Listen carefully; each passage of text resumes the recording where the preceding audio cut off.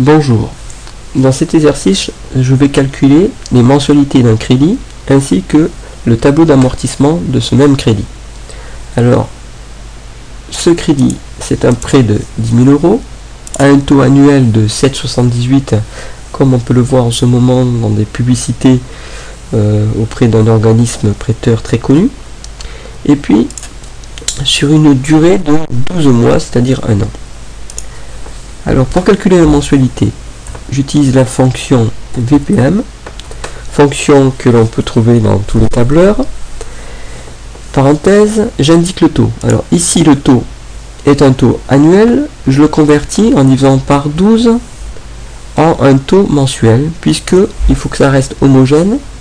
Les périodes, ce sont des mois. Donc, point virgule, j'indique le nombre de périodes. Donc, B5, c'est 12. Point virgule, le montant du prêt. Alors, le prêt, c'est de l'argent qui rentre dans la poche du client, donc qu'il dispose. Donc, c'est une valeur positive. Donc, une valeur positive. Et je ferme la parenthèse. Alors, j'appuie sur Entrée. Il me calcule donc la mensualité pour ce crédit. 868,87 € à débourser. Donc, le client ne le disposera plus. Donc, ça sort de la poche du client. Et donc, c'est une valeur négative. C'est comme si c'était un placement, bon, c'était mensualité, donc un remboursement, valeur négative.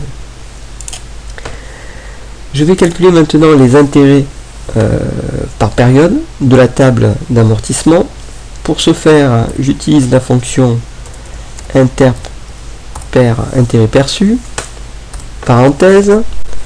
De même, j'ai les paramètres à renseigner, le taux, donc c'est le taux annuel, donc je le convertis en divisant par 12 en taux mensuel, point virgule, la période de la table d'amortissement, première période, le nombre de périodes au total du prêt, donc 12, point virgule, le montant du prêt, CVA, et puis le reste c'est facultatif. Je ferme la parenthèse et là il me calcule. Donc sur la première période du prêt, il y aura 64,83 € d'intérêt qui sortiront de la poche donc du client, donc négatif, et qui donc va enrichir l'organisme prêteur. Alors cette formule, il faut que je la copie partout dans la colonne. Alors pour ce faire, je retourne sur la fonction et le taux, donc la référence du taux B4, je le convertis en référence absolue en mettant des dollars devant la colonne et dollars devant la ligne. La période, eh bien, ça va changer en fonction de la ligne, donc je laisse cette référence en référence relative. La référence du nombre de périodes totales, donc B5 en référence absolue, et B3, pareil, en référence absolue. Alors pour juste indiquer, je sélectionne la référence et j'appuie sur le clavier sur F4. Ça ne change rien, donc j'appuie sur Entrée, ça ne change rien au calcul. Et maintenant, je peux la copier et remplacer donc dans les différentes lignes du tableau. Donc sur la dernière mensualité, il y aura 5,60 € qui seront des intérêts perçus par l'organisme prêteur. Alors maintenant, je vais calculer l'amortissement. Pour ce faire, je vais utiliser la fonction donc prince perçu, parenthèse, le taux. Alors c'est un taux toujours annuel, donc je divise par 12. Alors j'en profite tout de suite pour mettre cette référence en référence absolue. Point virgule, la période dans la table, première période, puisque je suis sur la première ligne. Le nombre de périodes totales, 12. J'en profite pour placer cette référence en référence absolue. Et puis le montant du prêt. et donc c'est la référence B3, et je mets cette référence en référence absolue, entrée, et donc sur la première période, donc première mensualité, hein, versée, et bien il y aura 804 € d'amortissement du capital. Alors évidemment, la somme de l'amortissement et de l'intérêt par période correspond à chaque fois au montant de la mensualité. Alors je copie cette formule et je vais la coller donc partout dans le reste de la ligne, donc des lignes, et donc par période il me calcule l'amortissement de mon prêt. Reste plus qu'à calculer le capital à amortir pour chaque période. Alors au départ c'est 10 000 qui me restait à amortir, 10 000 €, et en fin de période 1, donc c'est 10 000 plus l'amortissement, il ne me restera plus que 9 195 € à amortir. À la fin de la période 2, c'est l'amortissement précédent, le capital à amortir précédent, plus l'amortissement de la période 2. À la fin de la période 2, il ne me restera plus que 8 387 €. Je copie cette formule et je la colle donc dans le reste des lignes de la table, et en fin de période il ne me restera plus, donc au deuxième mois, plus rien à amortir. Alors le coût du crédit, c'est la somme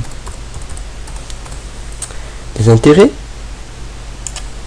Voilà, donc le crédit va coûter 426 € au client, donc il devra débourser à l'heure négative, et il aura amorti la somme des amortissements qui correspondra au montant du prêt. Il faudra qu'il débourse donc 10 000 €. C'est pour ça que c'est négatif, c'est un remboursement. Et donc voilà, la table d'amortissement est terminée.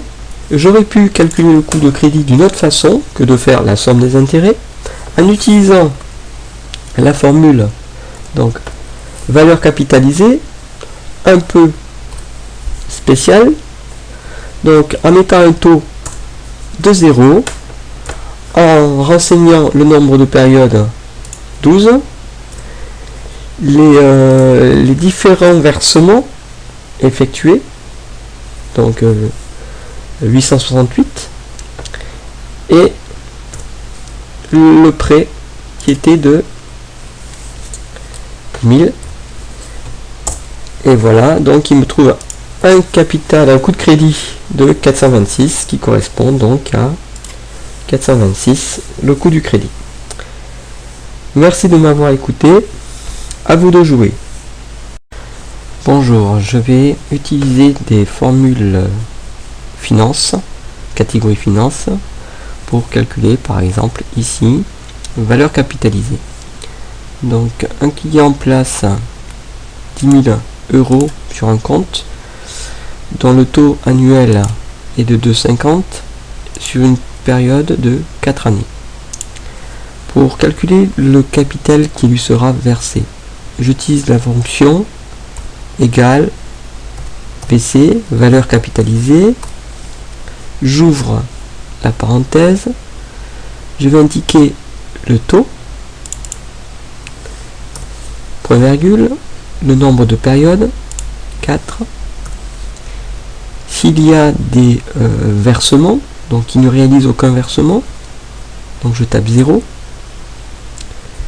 et puis la valeur placée. Alors attention, la valeur placée, c'est une valeur qui ne dispose pas, qui est placée, c'est une valeur qui sort de sa poche, donc elle est en valeur négative, donc je mets signe moins, et je clique sur C3, point virgule, le type, donc si les intérêts sont versés en fin de période ou en début de période, généralement les placements c'est toujours en fin d'année, en fin de période, que sont versés les intérêts. Je ferme la parenthèse et il me calcule la valeur capitalisée. Donc sur 4 ans, un placement de 10 000 euros à un taux annuel de 2,50, eh bien j'obtiendrai, donc le client obtiendra 11 038 euros. Alors il aurait fallu afficher, pour ne éviter le signe moins dans la formule, eh bien de mettre un placement dès le départ comme une valeur négative. Et dans ces cas-là, il aurait fallu juste taper donc VA uniquement sans mettre donc le signe moins, et j'aurai évidemment la même réponse.